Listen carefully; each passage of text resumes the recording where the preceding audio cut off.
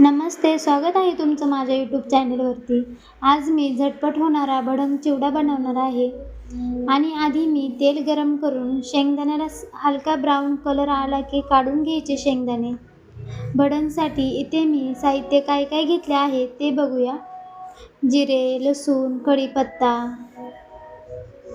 भरपूर भडंगला कढीपत्ता वापरायचा. फुटाणा डाळ ही हलका ब्राऊन कलर येईपर्यंत भाजून घ्यायची. लसूण न सोलता थोडा ठेचून घ्यायचा. त्याच तेलामध्ये टाकून छान खरपूस होईपर्यंत तळून घ्यायचा. त्याच्यामध्ये जिरे घालायचे. कढीपत्ता टाकला. चांगला खळखळीत कढीपत्त्याचा आवाज येईपर्यंत भाजून घ्यायचा कढीपत्ता.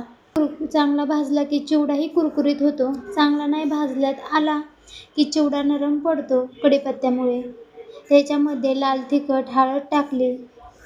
तुम्हाला चिवडा जास्त लाल हवा असेल तर बेगडी मिरची पावडर घाला, म्हणजे चिवडा लाल होईल. चिवडा मसाला टाकला. 1.5 किलो मुरमुरेसाठी मी इथे अर्धा किलो शेंगदाणे घेतले. फुटाणा डाळ पावशेर घेतली. पावशेर तेल घेतलं. गरम मिश्रण मुरमुऱ्यावरती टाकायचं. चांगलं हाताने मिक्स करून घ्यायचा चिवडा. त्याच्यावरती पिठी साखर घातली. पिठी साखर नव्हती म्हणून मी साखर मिक्सरला बारीक करून घातली. तुम्हाला किती गोड हवे त्यानुसार तुम्ही साखर टाका.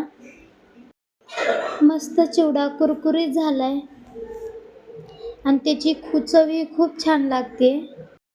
तुम्ही जर हा चिवडा 24 तासानंतर खाल्ला तर त्याची चव अजून वाढेल. चिवडा छान मुरला जाईल. व्हिडिओ आवडला असेल तर चॅनलला लाईक अँड सबस्क्राईब करायला विसरू नका. थँक्यू.